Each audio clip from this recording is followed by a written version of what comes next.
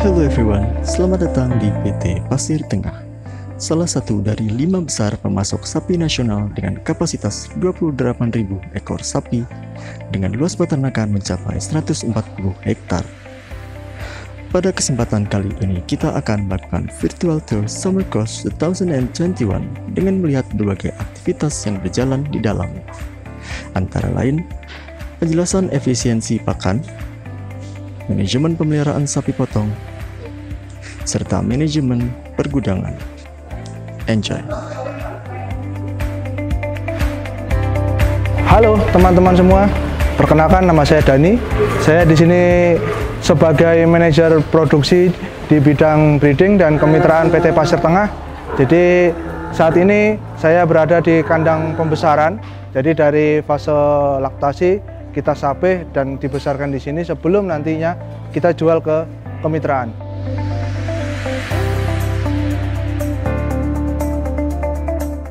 Ya, jadi di sini saya akan menjelaskan sedikit masalah efisiensi pakan dalam sebuah manajemen pakan.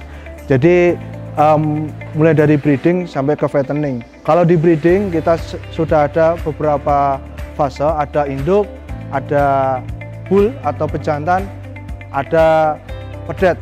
Nah, nanti di pedet atau di anak sapi sendiri nanti ada beberapa fase, mulai dari fase laktasi, fase pembesaran sampai ke fase penggemukan. Setiap fase pada induk nanti akan berbeda-beda sesuai dengan fasenya masing-masing. Yang pertama fase induk kosong, kedua fase induk kawin, ketiga fase induk bunting, yang terakhir fase induk laktasi. Ketika masing-masing fase punya perbedaan kebutuhan nutrien sendiri-sendiri, mungkin kita semua bisa belajar dan kita semua bisa tahu dalam berbagai literatur sudah disebutkan bahwa yang terpenting dalam hal manajemen pakan adalah kecukupan dari bahan kering, selain itu dan makrum mineralnya yang dibutuhkan oleh sapi itu sendiri. Sehingga setiap kita melakukan perhitungan pakan, berapapun yang akan kita berikan harus mengacu terhadap literatur atau kecukupan nutrien yang ada di teori atau yang ada di buku. Tetapi ketika itu tidak bisa terserap oleh sapi, itu nanti akan terjadi evaluasi, mungkin karena rumput yang kita berikan terlalu banyak atau imbangan porsinya yang kita kurang tepat. Di PT Pasir Tengah ini, pembesaran di dalam kandang dibagi menjadi dua, yaitu pembesaran di kandang Pasir Tengah dan kedua pembesaran yang ada di kandang kemitraan. Nah, posisi di kandang Pasir Tengah itu adalah posisi pedet mulai dari lepas sapi sampai kurang lebih usianya 6-8 bulan. Ya, kenapa kita ambil seperti itu? Karena itu adalah waktu atau nantinya terhadap bobot yang paling ideal untuk kita serahkan ke mitra.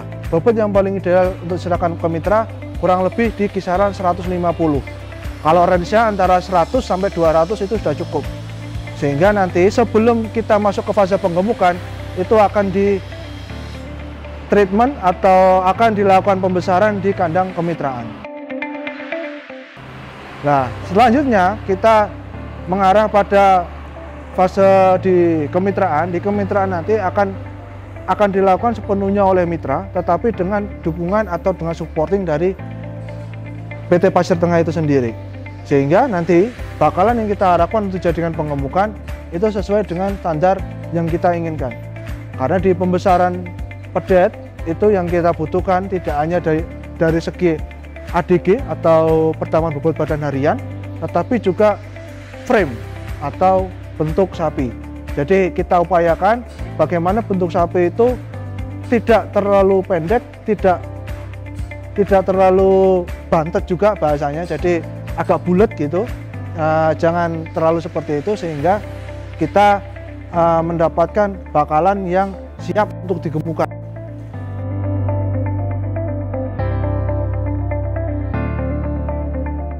Nah, selanjutnya kita mengarah pada fase penggemukan. pengemukan itu nanti kita lakukan di kandang PT Pasir Tengah itu sendiri dengan menghitungkan beberapa indikator.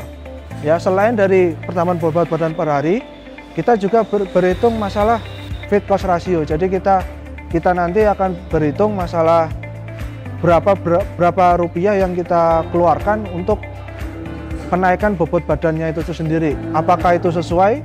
Misalkan kita berikan lebih, apakah itu berdampak terhadap keuntungan atau tidak, nanti kan kita perhitungkan sehingga kita akan dapat perhitungan pakan secara efisien dan efektif untuk keberhasilan dari program pengemukan itu sendiri.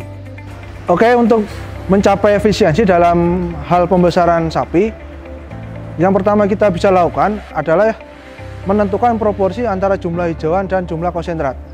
Ya, jadi kenapa harus kita tentukan supaya nanti tidak terjadi inefisiensi dalam hal proses produksi.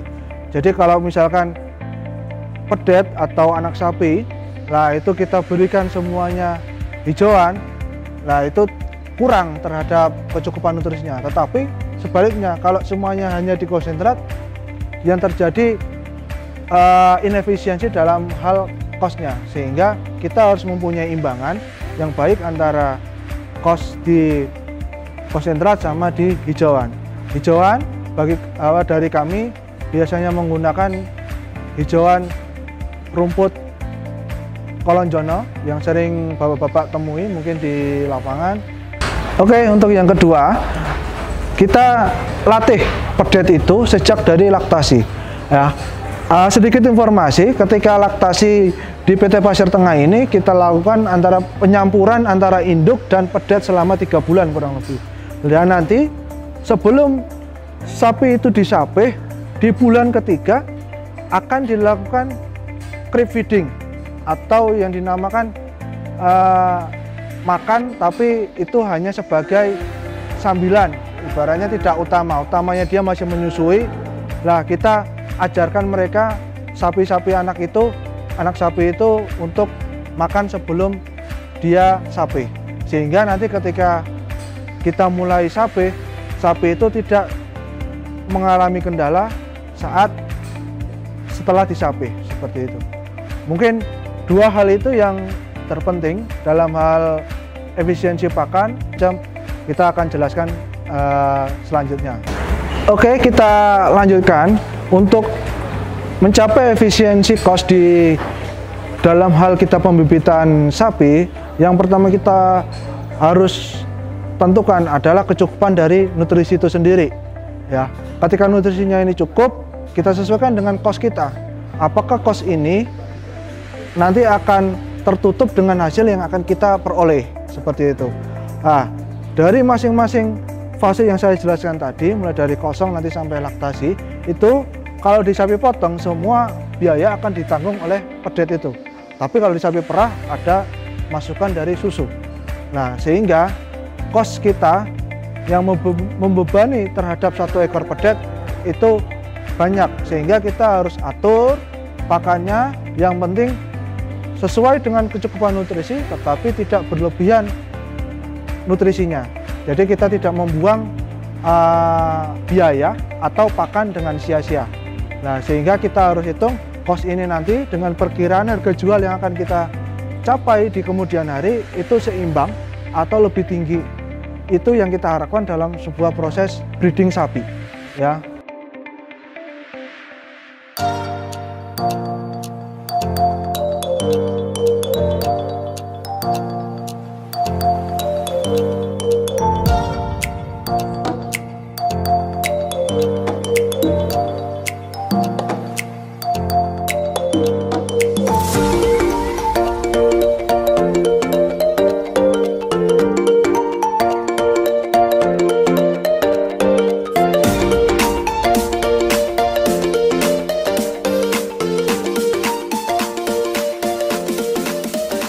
Assalamualaikum warahmatullahi wabarakatuh.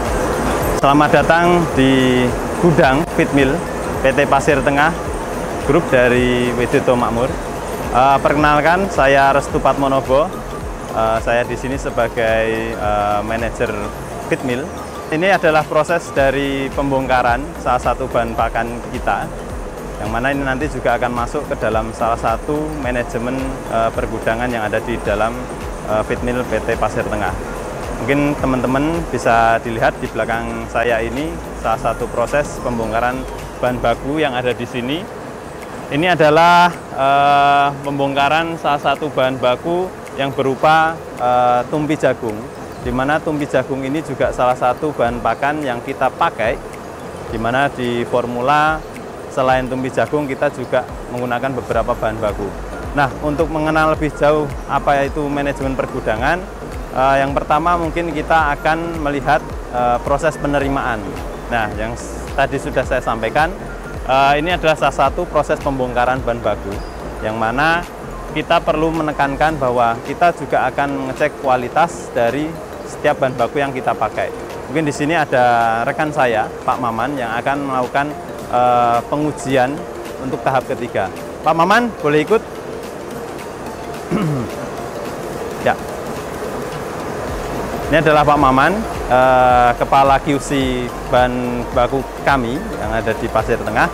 Beliau yang bertugas untuk mengecek semua bahan baku sesuai kriteria yang kita butuhkan atau tidak. Mungkin Pak Maman, untuk mempersingkat waktu, Pak Maman bisa langsung mengecek bahan baku. Ya, ya, itu adalah salah satu dari beberapa manajemen pergudangan yang kita lakukan di sini. Setelah penerimaan, tentunya kita akan menyiapkan bagaimana sih proses penempatannya. Di sini ada beberapa poin yang mungkin teman-teman perlu ketahui, bahwa bahan baku yang kita pakai di sini tidak semuanya berupa bahan yang kering seperti yang ada di belakang teman-teman. Jadi selain bahan baku yang kering ini, kita juga punya bahan baku yang bentuknya liquid dan juga serbuk. Yang mana untuk yang serbuk kita akan simpan di gudang yang terpisah, tidak dalam suatu lapangan seperti yang ada di sekeliling kita ini. Oke, untuk proses selanjutnya itu adalah kita akan menyusun stafelan ini. Ini tugas dari Pak Maman sebagai QC. Selain untuk menerima, dia juga akan mengatur stafelan volume yang ada di sini. Jadi prinsip dasar gudang itu adalah dia punya tempat yang mana tempat ini harus bisa secara maksimal kita simpan bahan baku ada di dalamnya. Jadi kalau kita lihat ada ruangan ini, mungkin teman-teman lihat, oh ini sudah penuh, padahal ini belum, ini masih punya potensi untuk kita simpan lebih banyak, seperti itu. Mungkin kalau standar yang ada di sini, ini kurang lebih untuk satu area titik yang teman-teman lihat ini mencakup kapasitas kurang lebih di angka 100 ton untuk yang ada di belakang ini. Nah, selesai Pak Maman? Ya, bisa dilanjut untuk proses QC-nya. Terima kasih Pak. Oke, nah setelah proses penerimaan, tentu dalam satu manajemen pergudangan, nanti ada kalanya barang yang disimpan ini pasti akan dipakai atau akan dikeluarkan. Nah, selama dalam proses penyimpanan ini, kita yang perlu wajib kita perhatikan adalah satu, dari sirkulasi udara di sini. Apakah ini nyaman atau ternyata kurang baik. Tapi yang jelas di sini kita sudah sesuai dengan SOP, kita menggunakan suhu ruang. Suhu ruang ini untuk meminimalisir adanya kerusakan dari setiap bahan baku tersebut.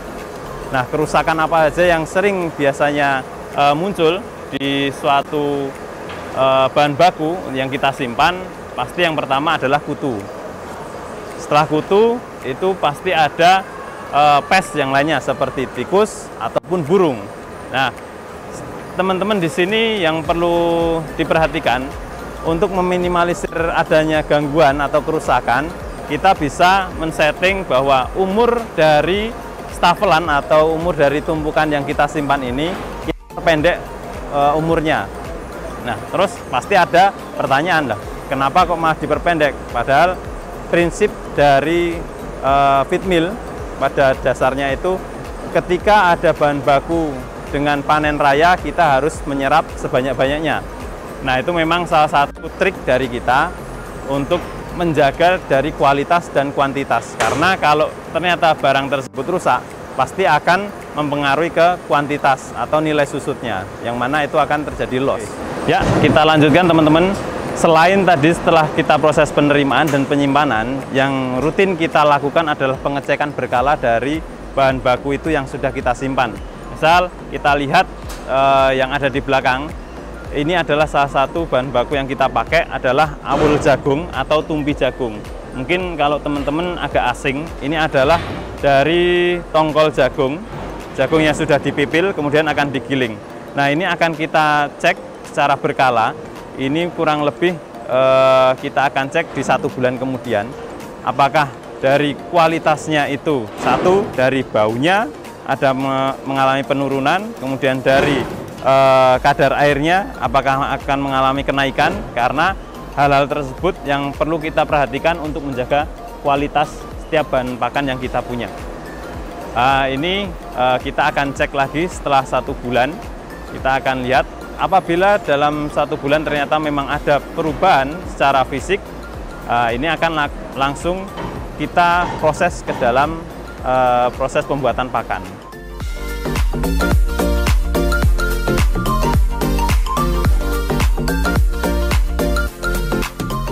Selamat datang di ruang kontrol. Di sini mungkin saya akan menjelaskan sedikit saja. Yang teman-teman lihat saat ini adalah peta stafelan bahan baku yang ada di gudang kami. Mungkin kita review sedikit aja. Untuk yang sebelah kanan ini adalah gudang 2 yang ada di bawah. Mungkin saya akan menjelaskan di sini ada beberapa poin. Tadi kan teman-teman sudah lihat proses pembongkaran dan penyimpanan. Nah, itu bagaimana sistem kita untuk recordingnya. Ya, ini salah satunya kita akan mencatat barang itu masuk dan barang itu akan dikeluarkan. Ini akan terupdate setiap harinya. Yang mana data ini kita peroleh dari aktivitas proses penimbangan yang ada di sini. Seperti itu. Jadi untuk memudahkan kita controlling, kita akan melakukan opnam setiap hari setelah produksi kita selesai.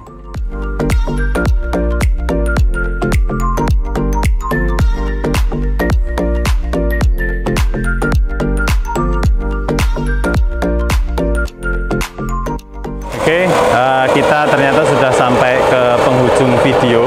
Pada kesempatan ini mungkin saya akan sedikit lagi menjelaskan untuk sistem penyimpanan yang ada di Widodo Makmur. Mungkin penyimpanan di gudang lain pun juga akan menerapkan sistem yang sama.